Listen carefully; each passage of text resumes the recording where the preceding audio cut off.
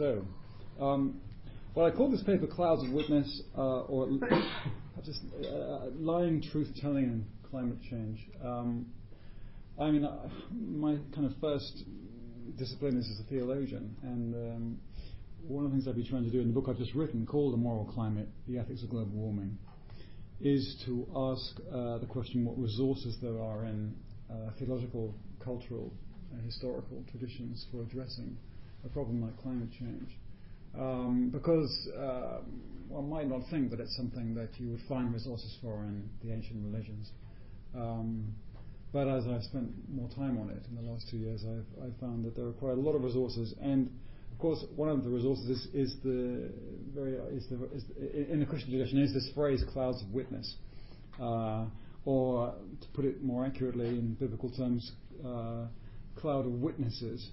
Now, a cloud of witnesses is a Christian idea that says that all the people that have ever lived are kind of still, in some senses, alive, and maybe they're in heaven or something, and kind of witnessing.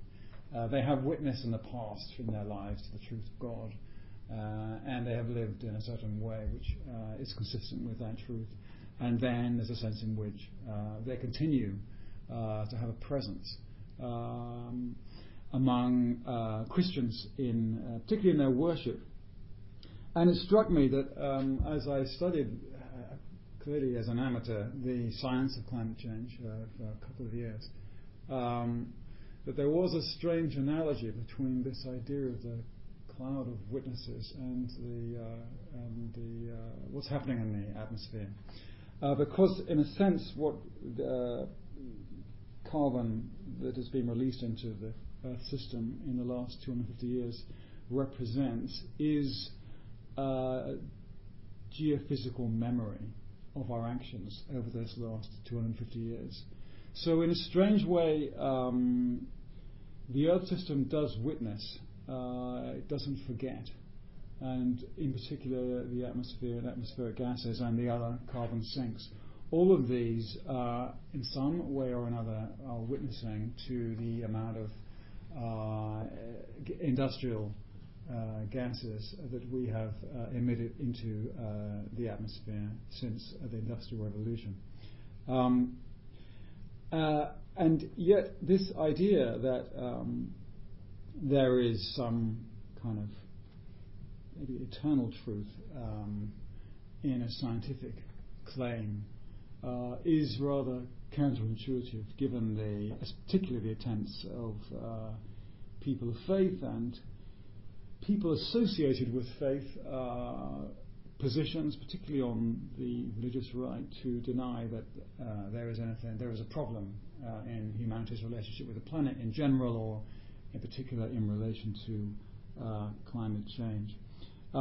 So it seems to me that it's quite helpful for us to think about ways in which we can actually make these kinds of connections and draw analogies between the science, if you like, and traditional faith claims, such as that there is a kind of spiritual memory that exists somewhere or other out there, and that spiritual memory of our behaviours and our activities finds analogy in the climate system. Another phrase that people use to speak in the same way is the phrase the communion of saints. And the idea of the communion of saints is that Christians are around the world kind of connected psychologically, spiritually, so that a Christian can go from one continent to another and encounter other Christians and feel a sense of connection with them, but also a sense of connection for things like prayer and mutual concern and giving across continents. And all these things have been practiced by Christians for many hundreds of years. But the communion of saints also, I think, is a very helpful way of thinking about climate change in terms of its implications for international relations. We have become accustomed in the last 200 years to talking about our relationships between nations as being relationships between autonomous political units, units that are, for most purposes, independent in their actions, and therefore units which have legal rights, even responsibilities to their citizens to pursue their own interests primarily in their interaction with other nations and with the earth in general, and their use of their own resources. This model, the roots of this idea of international relations probably go back to the writings of somebody called Hugo Grotius, who was a 17th century Dutch philosopher, who came up with the first international environmental regulation, which was the law of the sea. Now, Grotius has a reputation as a lawyer. He was, though, he kind of stumbled on this path, partly as a result of his desire to defend his own family's interests. His family were heavily involved in shipping, and at the time there was conflict on the high seas between the Dutch and the British over the spoils of their respective empires. And the questions that Grotius tried to address in The Law of the Sea and in a later book on natural right and on the rights and on war and peace and just war, in all of these writings he tried to address this issue of, well, what happens when two nations conflict in sort of open water, on the open sea. And he comes up with a set of laws where he tries to codify how people behave when they're not in their own territory or in another person's territory, but they're on kind of neutral ground. And I found this fascinating because I realized that here we have a 17th century Dutch Christian theologian, philosopher, who is the first one to, in the history of civilization, if we discount things like Sumeria and all those kind of things, or indeed the Roman Empire, but in modern history, to actually try to codify how nations behave when they interact internationally. And however, Grotius, it's normally the case that when lawyers pick up on Grotius's work, they attempt to kind of claim him as a Lockean and a liberal, who provides the foundations for accounts of how nations, autonomous nations, interact in ways which respect property rights. In fact, Grotius is often seen as a kind of conservative philosopher who gives effective resources for those who want to argue for the realist position in international relations. That is, that nations should act and are wisest when they act only in their own interests and not out of concern or interest for others. But in fact, when one studies the writings of Grotius, what you actually find is that his ideas about interactions between nations have a great deal more to do with phrases like the communion of saints and the fellowship of peoples, and therefore with the evangel, the gospel, from which Christian understanding of law originally derived, than they do with Lockean and liberal accounts of individual and national autonomy.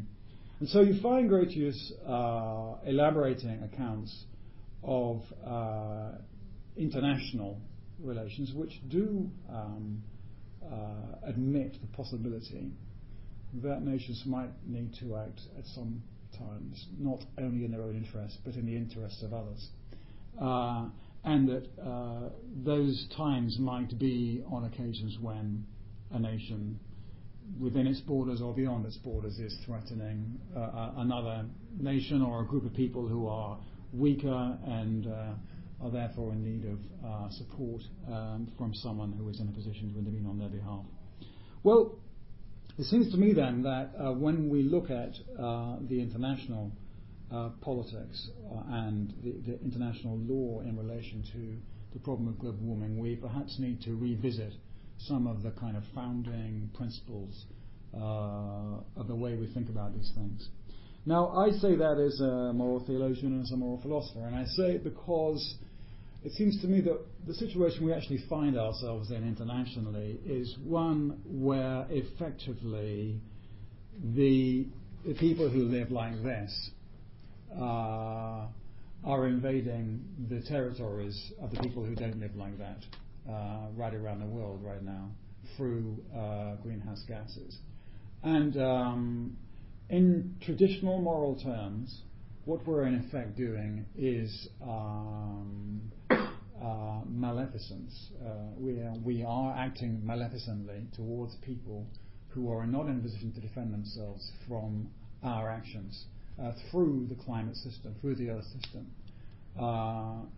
Of course, people will say, "Well, we didn't realise this. We didn't know this was happening."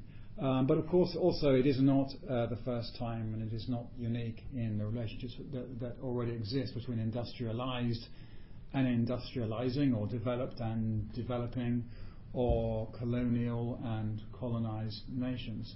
Such other kinds of visitations of harm have characterized relationships between roughly North and South for quite some time. Just one of the most obvious was witnessed to by Kofi Annan not long before he stood down as the UN Secretary General, when he complained about the fact that the sum of monetary resources that is currently moving from the south to the north, from places like Africa and some of the poorer parts of Asia and Latin America, far from diminishing over the last 10 years, has actually gone up something like fivefold. So the climate is not unique as a place where the north visits harms on the south, and in such ways as to threaten ecosystems, habitats, livelihoods of the poorest. But increasingly, the climate is the most visible to many people in the south of the unequal effects of the pattern of industrial development that the West has and the North has largely enjoyed, often at the expense of exporting from the south resources to sustain its development. But what's happening now is that in addition to that historic relationship, there is this geophysical relationship which is magnifying the harm, magnifying the maleficence. So this presents us, obviously, with a pretty foundational problem. Obviously, this is the problem that the Kyoto Protocol, the Conference of the Parties, the whole process that has been set in train by the United Nations Framework Conference on Climate Change is designed to address. And it is foundationally a moral problem. And it is a classic moral problem because it is a question of what happens when powerful people, powerful institutions, powerful groups of people invade, harm, neglect, or otherwise threaten people who are less powerful and less well organized and less able to defend themselves. Now, I come from Britain. I'm having a pleasant 3 weeks away here in the warmth and sunshine of the East Coast. And of course, we in Britain right now are also experiencing our own little miniature climate change crisis. Large parts of Gloucestershire, Oxfordshire are underwater right now. And in June, large parts of Yorkshire, which is our largest county, was underwater.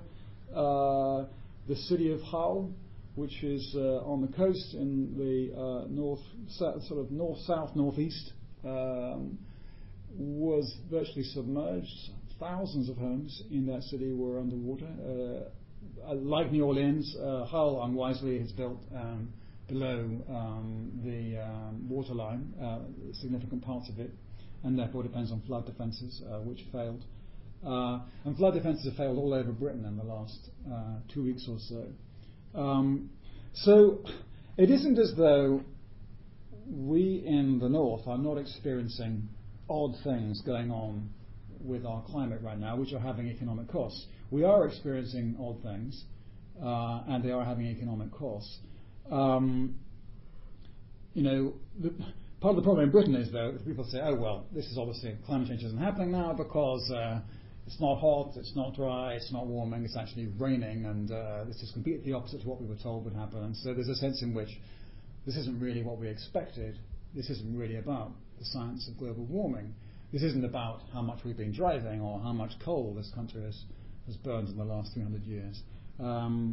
Inconveniently for the people who think that way, a paper is being published as we speak. It should be out today in Nature, which makes the link between precipitation changes in the Northern Hemisphere, including kind of increased weight, quantity, suddenness, storminess of precipitation, and climate change, greenhouse gas emissions. So in a way, it's like a rerun of Katrina. I remember at the time of Katrina that you had all these reports saying it had something to do with global warming. There's the same number of hurricanes as ever, and that's largely true. The number of hurricanes in the Gulf of Mexico has not increased in the last 10, 15 years. But then the paper started to drip out, and it becomes clear, and it's become clear in the last 18 months, that the hurricane like the one that reached like Katrina, that reached New Orleans and did all that much damage, which I have this, I'm sure many of you have seen it, but there's this extraordinary picture, satellite picture of the eye of the storm, and of the point at which they measured the lowest pressure of any storm like it in recent in scientific history, as I understand it, and it's quite an extraordinary picture. I mean, it's just before it's hitting land. But the point about that storm and others is what the scientists are saying is that because the Gulf of Mexico, because the ocean has warmed around 0.5 degrees centigrade, the heat that drives the storms is driving stronger storms, and it's sustaining these storms for longer, and that's why it isn't that there are more storms, but it's that the storms are hitting land and they're staying on land longer and doing a great deal more damage. So as with Katrina, so with Sheffield and Oxford and Tewkesbury and other parts of England, actually the changes that we're seeing and the property damage that we're seeing, and in the UK there have been, as far as I know, virtually no deaths from the recent events, do seem to be related to the scientific narrative, the scientific account of what happens when you put too much carbon in the wrong place. But the problem is, it seems to me, at least in the UK, is that where I have to say that I think things are a little better than here. I mean, in a sense of consciousness of the problem. Every day, even the Daily Telegraph now, which is our kind of, I don't think of an equivalent national paper here, but it's a national conservative paper. It's a Republican paper, if you like. But you don't buy the Telegraph expecting to read that China is doing good things in the world, or that communism was a good idea, that somebody just made a mess of it. You kind of know what you're getting when you buy a Daily Telegraph. So in that sense, it's a bit like watching Fox News or something.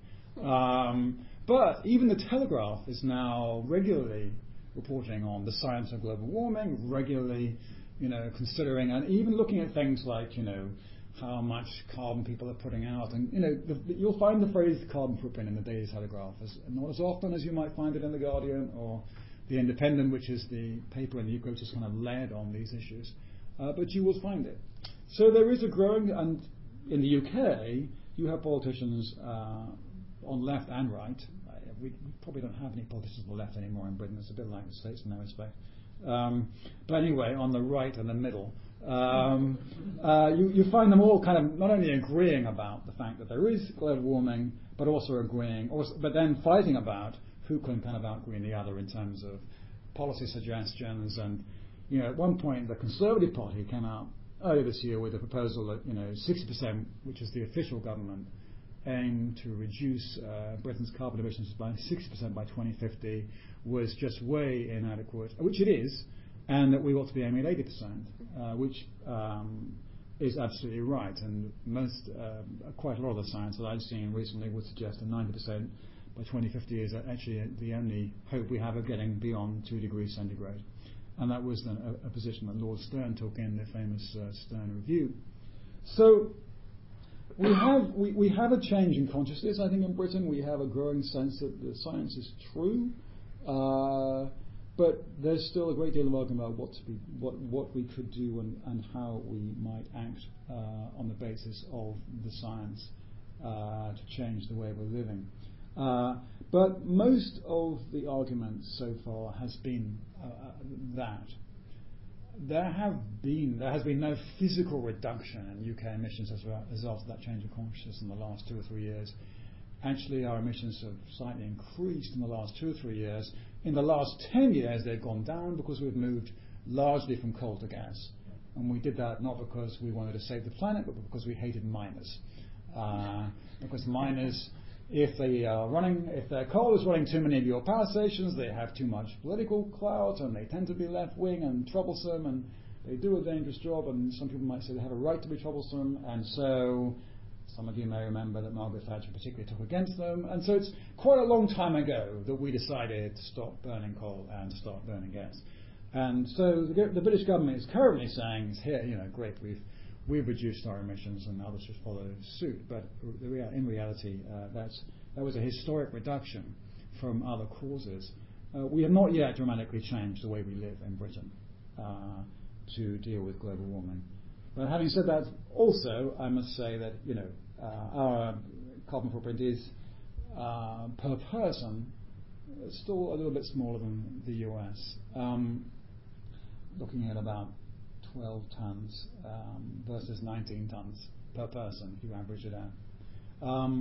So the British government is quite fond of pointing out that we're only responsible for 2% of global carbon emissions, whereas other countries like China and the US, between them, they're fighting over perhaps 50%. So we need to change, but come on, I mean, we're not the ones who are wrecking Africa's climate. That's quite a convenient position for us to take. But again, I like to remind people of this kind of Christian account that I've been giving of history, cloud of witnesses, communion of saints. After all, who was it who first took coal out of the ground and stuck it in steam engines? It was Britain who first deep mined large quantities of coal and warmed their cities with the stuff. It was Britain who first spread this technology right throughout the country, developed factories, run on coal-powered steam, and so on and so forth. If you look at the historic emissions and our relative share of those emissions, it's a great deal higher than 2%. The other thing I'd say about Britain is that a recent study indicates that the 2% figure is a significant underestimate of our actual economic responsibilities for global greenhouse gases. Because if you look at the offshore emissions of all of our corporations, and though we're a small little island, but we had an empire once, and we still have some big corporations that haven't yet been bought by China or America. Not as many as we'd like, perhaps, but we do still have some. If you look at their emissions, they're between 5 and 6 times the UK domestic emissions. So in other words, the carbon footprint of the UK is not 2% of the total of greenhouse gas emissions globally, but more like 10%, 12%. Of course, if you did the same thing for the United States of America and for China, I think you'd find that the US was still a very long way ahead of China in the greenhouse gas emission stakes. And this idea that somehow China's become the world leader, I just think it's a complete misnomer. It simply depends on how you count, and what you count, and whether it's the coal that's Duke Power is directly burning around the corner there, as I walked past it just now, or whether it's all the emissions of all of American economic activity everywhere in the world. And the point I make in the book is that I remember this a couple of years ago. I was on a plane going from Charlotte to Cancun to meet my family. They didn't want to come to North Carolina in April for some strange reason. I don't understand it. But anyway, they wanted to go to Mexico, so we went to Mexico. And I sat next to this guy who worked for a very big company here, and he was very high up in the company. I think it was Pfizer, the chemical drug company. And he was, moreover, their environmental officer, so he wasn't just like any Tom Dick. He knew what he was talking about. And we got talking about global warming, and he said, well, the thing is, he said that, us here in America, the idea that we should act on this when China and India ain't doing anything yet, it's just ridiculous. There's just no case for us to sign up Kyoto. So he just rolled out the classic position, and I tried to make one or two polite remarks in response. You don't want to have an argument with the guy that's sitting next to him playing for 3 hours. But I tried to make one or two simple points. But really, if you look at China's emissions, a good deal of them are actually America's deferred emissions, because so many American manufacturing jobs have effectively moved from America to China. Yes, China's building a new power station every few weeks, but quite a lot of those power stations are running factories to make things to put into Walmart and into the Northgate Mall and South, whatever it is, I always forget, South Park, South Square, something like that. Anyway, I went there once. It's a pretend town, isn't it, on the edge of town, kind of wiping out the real town. When will we ever learn? And it all requires us all to drive there, of course, as you can't get there any other way. So, I suppose the point of all of that is to say that actually it's easier for us to sort of point the finger elsewhere in the world, Britain and America, but the reality is we still have, I think, the lion's share of the historic and the present emissions between Europe and America. We should stop whinging about India and China and start to think about what we're really going to do.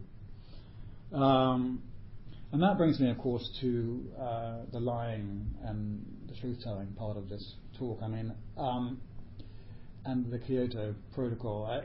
I just picked up this. He's not here, so I haven't read it, so I'm not going to comment on it. But Tim Profiter's and Brigham Daniels' report, The Design Principles of the Cap-and-Trade System for Greenhouse Gases. Well, thereby hangs a tale, as I'm sure many of you know. The Kyoto Protocol, or the Kyoto process, when the Kyoto process began, the European Union went into that process, the European Commission and its representatives, looking for 20% reductions, 20% physical reductions on 1990 greenhouse gas emissions by 2012. That was our aim. I speak now more about Britain, but as a political unit, and that's our United States. It's Europe. It's not Britain. And that was our position. And on the science, back in 98, 99, when we began, it might be said that wasn't a bad position to take. It wasn't incredibly revolutionary, but it would have hurt to have achieved 20% by 2012. It would have been not revolutionary, but it would have required pretty significant change in behaviour. We go into the talks, and Saudi Arabia, the United States, and Russia say, absolutely no way, not on your life. We don't want any physical reductions at all. But the most we're prepared to think about is 5%. So we get to this 5% figure, and that's the figure that sticks. By the end, we're left with this 5% figure. And then, furthermore, the United States, again, as I'm arguing, still, by way the biggest greenhouse gas polluter, says that not only do they want a much lower target, but in addition, they want cap and trade. They want, in other words, to be able to trade emissions, as has already taken place, as you all know, between power utilities in the East Coast and I think in California as well, of particulates. Now, the idea of trading pollution is a very curious thing. One of the troubles with writing a book like this is you have to try to find out stuff about everything, and it's, when I started out on writing a book on climate change, I had no idea really what I was taking on. I just thought something I hadn't written on before, and my publisher said they wanted a new book on environmental ethics and theology, and I thought, well, let's look a bit more at climate change, and I just had no idea. The number of disciplines, the number of papers in every discipline that's coming out, it's just extraordinary.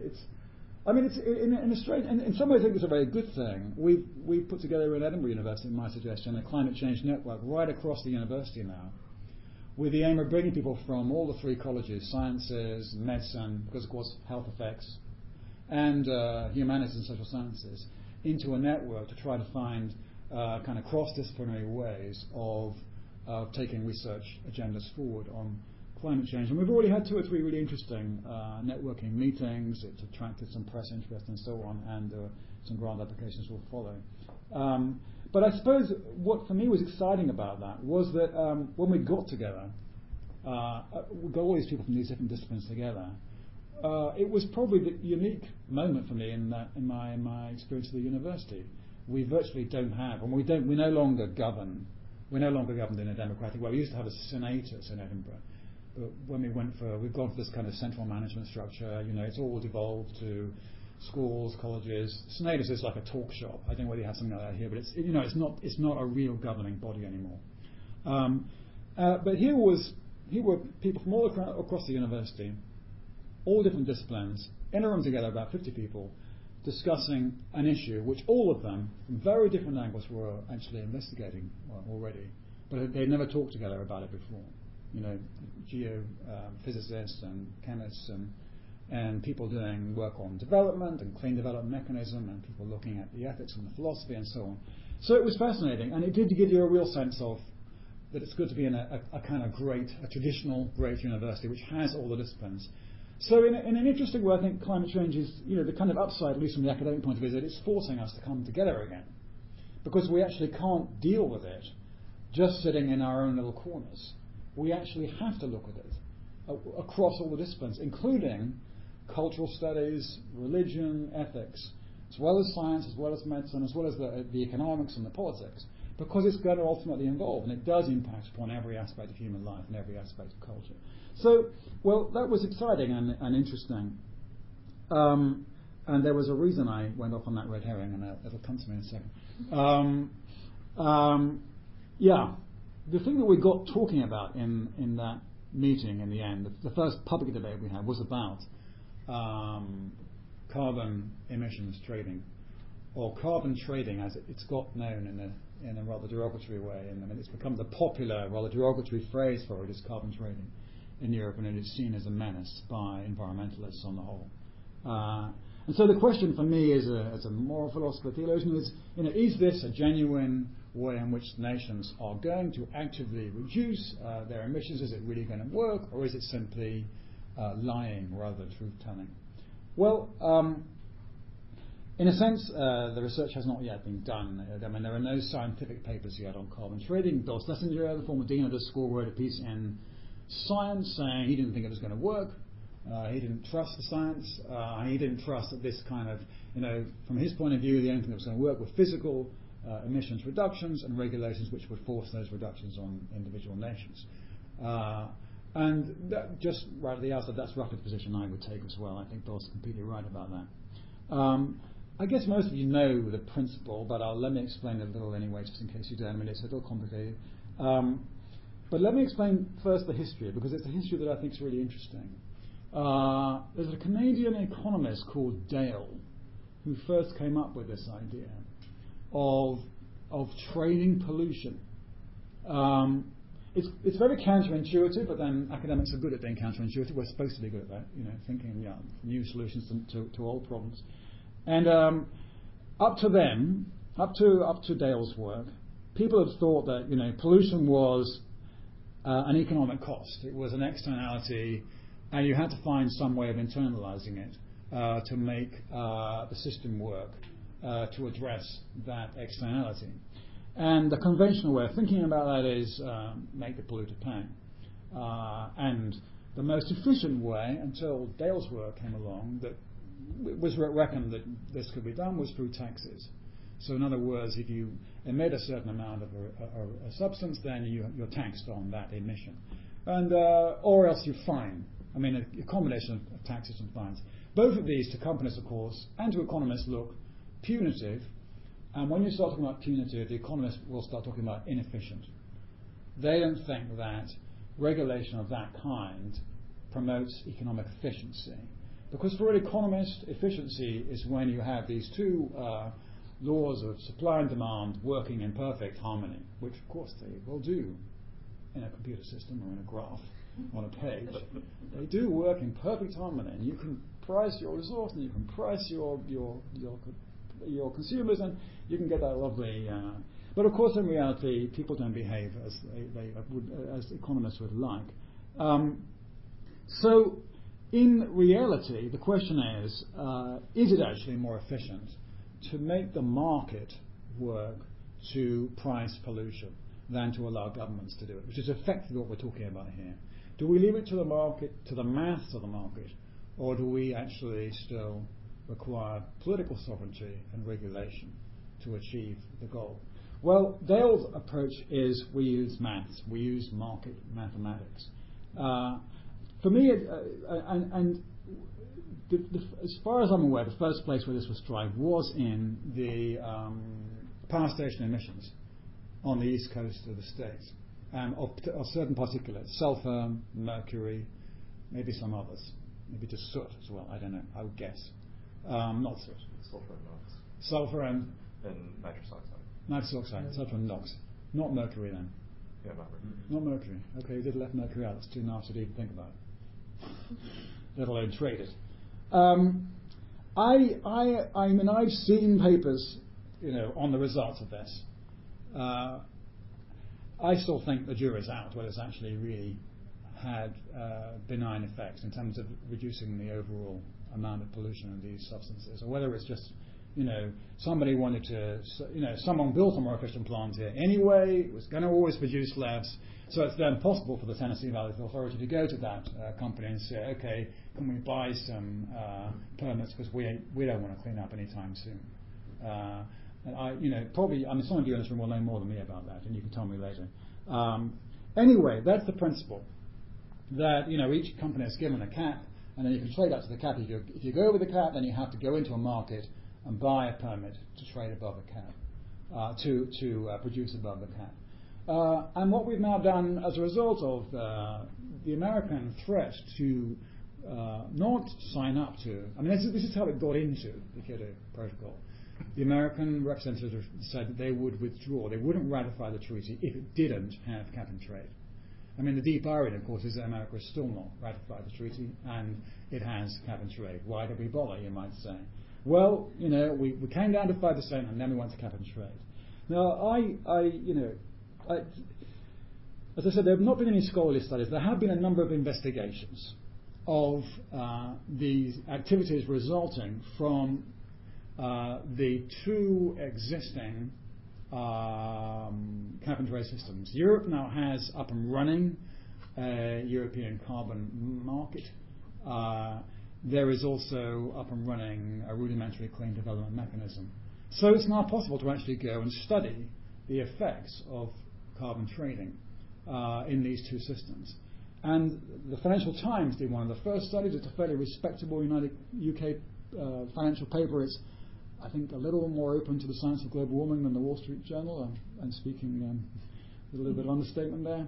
And the Financial Times found in all of the projects that they investigated that around 80% of them, the activity for which permits were being acquired, which could then be sold to polluters, were activities which would have happened anyway. And one of the classic ones is HFC producing factories in China. Now they can get permits for kind of cleaning up their act, but it actually saves money when they make these things more efficiently and producing fewer pollutants anyway.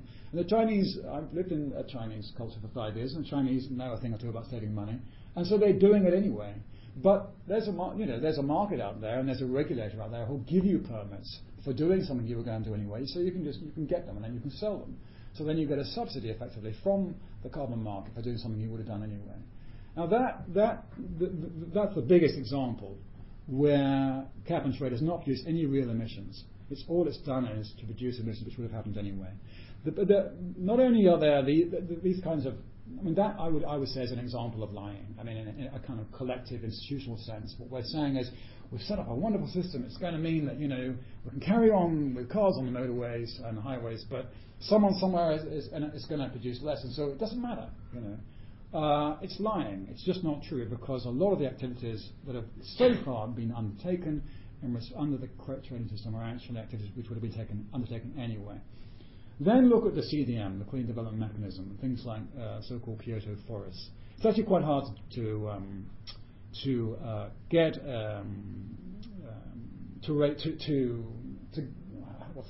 plant a Kyoto forest. One of the reasons being that you can't simply take down an existing forest and then plant a Kyoto forest, which obviously that would have been too stupid, and so it doesn't allow for that. But if you have a plot of land, a piece of land, which was given over, say, to sugarcane or soya, and then you plant it with eucalyptus, you can apply for a Kyoto forest status. And there are now a number of Kyoto forests in the Amazon and in other parts of the world. But when you actually look at what's going on in these Kyoto forests, it's really pernicious. Eucalyptus, as you know, as many of you will know, dries out water sources.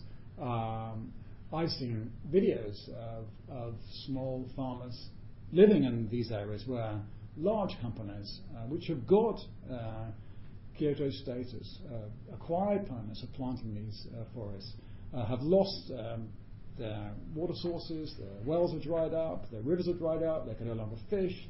Their small farms become, and so on and so forth. Well, so not only is cap and trade moving things around that are not real, which is what, of course, mathematicians, when they get into economics, love to do, because it looks great, in theory. But actually, they're moving things around, I think, in more pernicious ways. Actually, I think, at its worst, the cap and trade system, particularly in the CDM and the Clean Development Mechanism, has the potential to actually make the situation worse in terms of particularly the soil emissions and emissions from deforestation and land use change. I mean, I lived for some years in Malaysia, and I was back there earlier this year for academic reasons, and I spent some time with a banker for the HSBC. It's a very senior guy. The Hong Kong Shanghai Banking Corporation has been hauled over the coals for months, well, 2 or 3 years now, because of its involvement in mainly palm oil. The problem in the Amazon is soya, and in Southeast Asia is palm oil. Now, when you take down a tropical forest and you replace it with palm oil, you do an incredible amount of damage, not only to ecosystems but also to the Earth system. The emissions from deforestation. I mean, some people reckon it's very hard to get.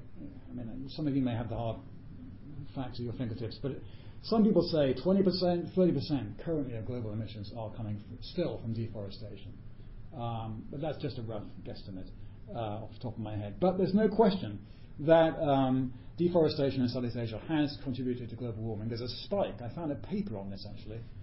There's a spike in the emissions recorded at Mauna Loa around 1999, 98, between 98 and 2000. Of course, that was the year when there was this, in 97, 98, you had these incredible fires all over that region. I mean, it caused an economic downturn. I mean, it caused a collapse virtually of the Thai economy at one point, and Malaysia came close to collapsing as well.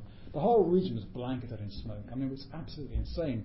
These were set fires, set by people subcontracted to subcontractors of palm oil companies, who, yes, are being funded by bankers like the HSBC. And the amount of carbon and methane released that year does appear to have shown up in a spike in measured emissions, measured quantities of carbon in the atmosphere in 2000 or more, at least according to one paper I have read from a climate journal. So this is not small. We're not talking. This is not small bit. This is not just like cutting a boreal forest. If Kyoto actually is driving deforestation in tropical regions, if it can do something even at least to cover it up, then we've got a very serious problem with cap and trade. Well, I think cap and trade, I mean, I may as well be completely blunt. I mean, I'm a moral theologian. I think it's a very big con. I think it's a disaster for the world in the sense that all it's doing is allowing us to stand time rather than look now at the changes we have to make to the way we live. It is not reducing. I see no evidence yet of any measurable reduction from cap and trade. And all that I've read so far from the research that has been done is that cap and trade simply opens up a vast area of international corruption and fraud. I mean, apart from anything else, you need, of course, regulators. Once you create a new virtual market like this, you have to have thousands of people in jobs going around inspecting all these forests and these factories and trying to work out whether a permit's due or not. But a lot of it's based on self-reporting. I mean, so you simply say as a company or as a utility or as a forester, we've done X. We just have a permit. You have the history, you come up with the paperwork, and then you get your permit. On some occasions, the bureaucrats who run these things will go out into the field and check. On a number of those occasions when they've checked, they found that the permits have been fraudulently acquired. So even the regulators themselves are already admitting there is fraud in the cap and trade system. Well, I just think this was just the wrong way to go. I mean, I think, moreover, it's very, very troubling because to come back to where I began in a way, the Christian moral tradition has this account of moral relationships and of society, which has something to do with the strong acting on behalf of the weak rather than the strong kind of obliterating the interests of the weak. And we have said in the Christian tradition over the centuries that the best way to judge a society is how it treats the poorest and the weakest, not how well the strong and the rich and the wealthy do. They always do well. And on that measure, I think cap and trade is a disaster, particularly for people who are already suffering from climate change, because it's simply deferring the problem to, if we go on like we are to future generations. I mean, some people are saying to me, well, we've got this for 20 years, at least. I mean, I think we've probably got 20 years left. And I'm not alone in that. Many scientists think that too. Before we stop irreversible climate change and move beyond that 2-degree centigrade atmospheric temperature change, average temperature change. Now you'll say to me, but what else? What other system is there? Markets are more efficient, and and they don't need so many bureaucrats. Actually, I think the evidence is that. I mean, in the UK we did the same thing with health. We've done some of this with healthcare. We've introduced a market into healthcare, and in order to do that, we have to employ. We now employ more managers than we do, and accountants than we do clinicians. And you have the same problem here in the US health system. It's absolutely crazy. When you introduce markets of things which don't actually need markets, but are actually something completely different. And I'm not talking about bread here. This isn't Adam Smith. Adam Smith never conceived a market in these terms. He thought that there was something called comparative efficiency. When a baker got good at baking bread and a candlestick maker got good at making candlesticks, and they lived in the same town, and they traded candlesticks and bread. But even Ricardo, of course, said it will work between nations. But we're not talking about trading bread and candlesticks, or even computers and shoes and so on. This is a nebulous commodity, and many of the claims being made, it turns out, in the cap and trade system, or the ones that have so far been inaugurated, are themselves nebulous. So I think this is, I'm afraid, an example not of truth-telling but of lying. Well, and I think it will have disastrous consequences for the world's poor, who are the first. Because, of course, the point is, and many of you'll know this, but they are the ones who cannot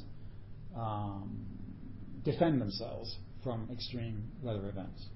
I mean, in the UK,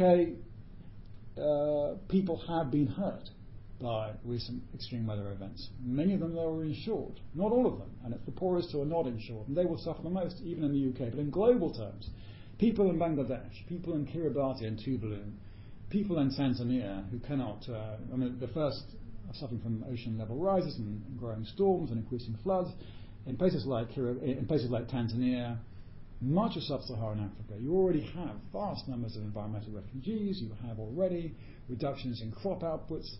And again, the science seems to show there's been a warming of the Indian Ocean of around 0.5 degree centigrade, and that has been enough to change rainfall patterns in the Sahel. And actually, right from Mali to Malawi, we're seeing a drying of the African continent. This is the poorest continent on Earth, the least able to defend itself from climate change, and the most exposed right now to the already extreme effects of climate change. What Africa needs is not cap and trade. What Africa needs is dramatic, pioneering, courageous action to reduce emissions in the high polluting economies. Now, who's doing that? I mean, is anybody doing that? In the UK, there are some exemplary things going on. And there are, I'm sure, here too. I know less about those, as I haven't been here for the last year or so, but maybe you'll catch me up on some of them. But there are some small communities in the UK, some villages, for example, 1 or 2 towns, which are trying to move through kind of collective action towards a sustainable carbon lifestyle. And this process involves, for example, in one village I'm thinking of in particular, all the people in this village have kind of signed up to this. They share with each other, about how they're heating their house, insulation on their roof, microgenerations they put in, devices they put in, how local their food is, whether they bought a smaller car, whether they pulled cars, whether they got rid of their car, where they went on holiday. It's a collective process in this village to try to show that it's possible for a village in England to live in a way which does not harm Africa. That, I think, is truth-telling. It's witnessing to climate change. And I think that is the way of the future. We need individuals, communities, but we also need nations courageously to witness to the reality that the Earth system connects rich and poor on this planet. And it means that the profligacy of the rich is visiting harms on the poorest, and the rich have a fundamental moral, humanitarian duty to do something about that. And just in conclusion, a paper came out today from the New Economics Foundation, which is a British kind of alternative economics NGO, think tank, call it what you like, on sort of a European happiness index versus European carbon emissions. And it shows in the last 40 years, across Europe, reported states of happiness have not risen, and in some countries, including my own, sadly, they've actually declined since 1960. But in that time, emissions have risen something like, 3-4 times. I haven't got the report yet, but I've read only summaries. In other words, there's no correlation between emitting more carbon, living a happier and more fulfilled and satisfied life. It's not true what they say. If you buy a 2.5-ton truck, you'll be happier than if you drive a Mini. Thank you.